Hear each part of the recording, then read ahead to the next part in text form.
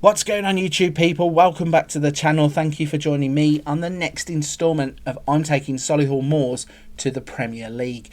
In the last episode, we had been promoted to Sky Bet League 1, and that is where you join us today. We're going to be in preparation for the brand new season, which means we're going to cover everything from players that have come into the club. We're going to have a look at the finances, the club vision and the squad to see if we are ready for the league campaign. So let's kick things off by having a look at some of the new faces. If we go into the transfers and transfer history, we can see on the right hand side there are a lot of loans out. What I have tried to do is loan out as many of our youth teamers or any of our hot prospects that have come through our academy out to clubs that are either in the Vanarama National Leagues, whether that be the North or the South, or the leagues just below them, just to get them some experience of playing adult football, and then hopefully that will speed up their progression in terms of going forwards, and when they come back to the club they will be able to play a part in the future. Now obviously as we climb up the leagues, the gap between where they are currently and where we are might get wider, and we're going to need for them to develop as quickly as possible, and I think this is one of the methods that you can use to advance your youth team players. But it meant that when we were getting promoted, we still need to improve the squad. Now, financially, this club cannot compete with anybody in League One. We are by far the smallest club in this league. And it meant that we had to go out and sign free transfers. Let's kick things off by showing you Oliver Sayer. Now, there is going to be a bit of a theme to this. We have stayed local and tried to sign players from the clubs around us. So the first player that comes in is a goalkeeper. He's 6'4", comes in on a 2-year contract on £250 a week. He's definitely coming in as an understudy to our first team goalkeeper. Has come from Birmingham City, so he's local, and he does show a decent amount of potential for the future. The next one we signed was Jeremy Santos. He was a player who actually had popped up on a scouting report, come from Charlton. They alerted me to the fact that his contract was expiring. Only got a C+ from the scout rating, but I do feel that there is some development potential there. Currently he is representing Ecuador, but does have a dual nationality, hence the reason why he is allowed to play without a work permit, and he does show some good potential from the initial screen that you can see here. So good dribbling, good first touch, good long shots. He has good determination at 16. Pace and acceleration could be a bit better for a winger, but be interesting to see how we can deploy him across the season. The next player to come in was Ben Beresford, a striker who's come from Birmingham City. He has also been out on loan at Boston and Basford. He has 14 finishing, 12 pace, 14 acceleration. At 20 years old, may not be a first teamer straight away, but certainly one that we can develop. And he comes straight to us with a value of 190,000 to 350,000. So if we can develop him, he might be one for the future, or he might be able to bring us at least a few pound into the club. Next up is O'Shea Ellis, another one who comes to us from Birmingham City, a midfielder who can play in two different positions, central midfield or defensive midfield. For £600 a week, he's 6'4", 19 years old. I think he really has some raw potential. He has good first touch, passing, tackling and technique in the technicals, vision, work rate, decisions, determination in the mentals. He has some good physicals, could develop his stamina and strength a bit more for being a central midfielder, but I think he's a player that we can definitely develop as we go along. Finally, the last one to come in was Mick Clifford. He has come to us from Accrington and Hull, although he was playing out for the St. Louis Lions, so that means that there is a chance that he's one of these start of the game dual nationality regens. 6'1", he's a right back. Might not look the best player that we've signed on paper, but I do feel like we can develop him into a player that we can use. Probably will be an understudy right back, but has that potential anyway. The next player that we signed was down the trust and tested route of going to America. We went to Inter Miami's academy to sign Tom Long. Now we have since loaned him out, so he's definitely one for the future. But I do feel like he has all the potential to be a really, really good player. Plays as a striker, can also play off of both wings. He has finishing, first touch of 12, free kick taking of 11. He has good physicals with stamina, acceleration, natural fitness, pace, those kinds of things all in place. The only thing I would have liked more determination of 1, and that's got a nice up arrow, meaning that it should improve. So hopefully he'll go to Morecambe, he will play some good football, and he will come back a much better player. The next player to go out, or come in should I say, is David Hodge. He is another right back, so compared to the other right back we have signed, he's probably the more favourable of the two. Comes to us from Kansas City's academy, where he had played 41 times. Valued between 14,000 and 300,000, so definitely one that we can develop. Only 5'7", so not too bad for a wing back. Tackling of 14 in the technicals, mentals, anticipation, decisions, concentration, determination. They're all in the right place. Positioning, teamwork and work rate are good.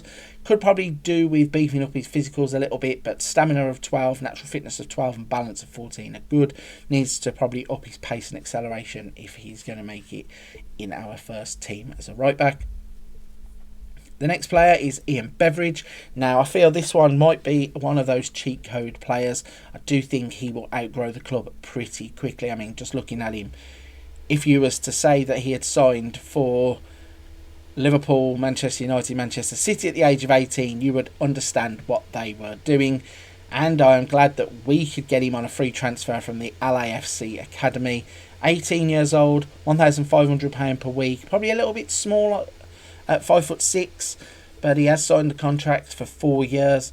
He currently has a 4.5-star current ability, a 5-star potential ability, reputation of 5 stars too. He is coming as our star player, and as you can see from his attributes, first touch of 16, finishing of 12, dribbling of 13, long shots of 14, passing of 14, technique of 14, mentals are all great too, determination of 15, flair of 19, vision of 14. In terms of the physicals, could probably do with upping a few of those, but he does have 11 for acceleration. He has 14 natural fitness, 14 agility, 12 stamina. Could do with strengthening up. That is only 7 and pace is 10. But I think this is a special player that may not be at the club for very long. But still, we're going to try and use him to the best of our advantage, and he can help us get out of this league, I'm sure. And the final player to come in is Dan O'Brien. He's 18 years old, 5'5", plays as a left winger.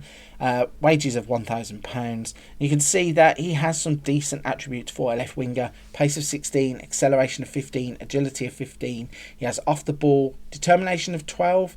He has technique, free kick taking and crossing. So some very good players coming out of these American new gens, and I have a good feeling about some of these players. So that was all of the transfers that we brought in. Now obviously going into League One, we probably do need to strengthen more. I don't think we will continue the trend of back-to-back promotions. If we do, we will be very, very lucky, or the league will be very, very poor. I really cannot see us going through and getting promoted again. But if we look at the club finances, it means that we have 113,000 as an overall balance. We do not have a transfer budget, and we are currently overspending on our wages, so we may have to trim the wage bill just a little bit to get that underneath. But as I said, we are by far the smallest club in League One. Not having a transfer budget means that we are scavenging off of other teams. We did try to go down the path of signing Premier League players or Championship players that are out of contract, but some of the Premier League players wanted to go to higher clubs, which is understandable, so we have worked with what we have.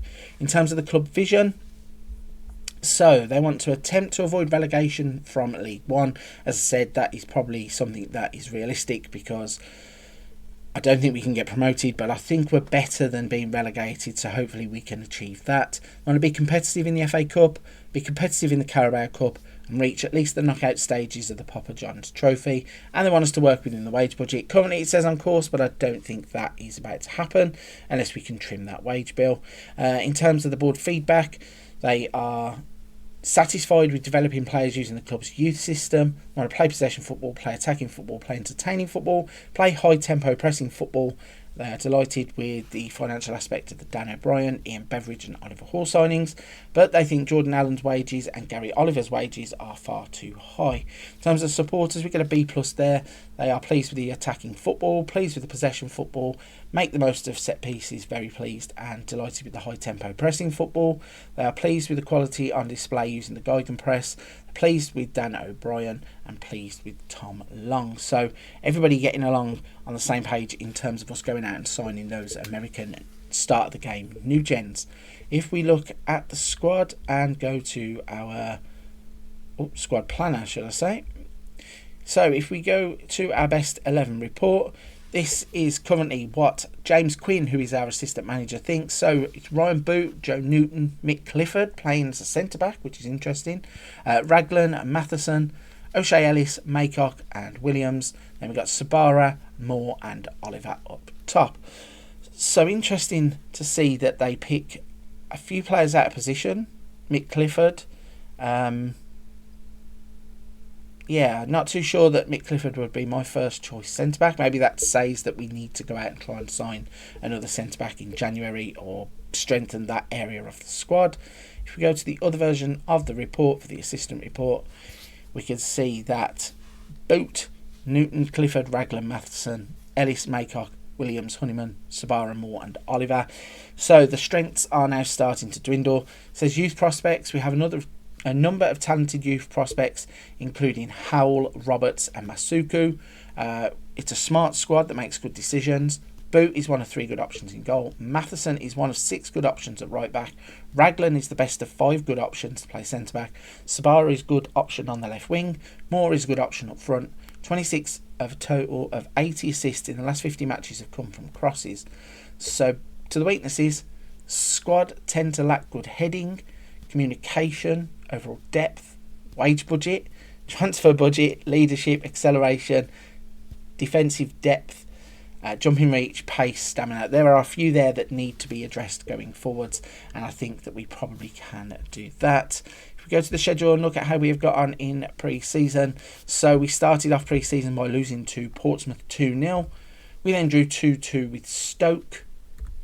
We beat Oldham 2-1 in a friendly before we drew 1-1 with York, and that brings us to Bradford in the league. Looking at the start of the season, I don't think it's too bad with Bradford, Wigan, MK Dons, Fleetwood.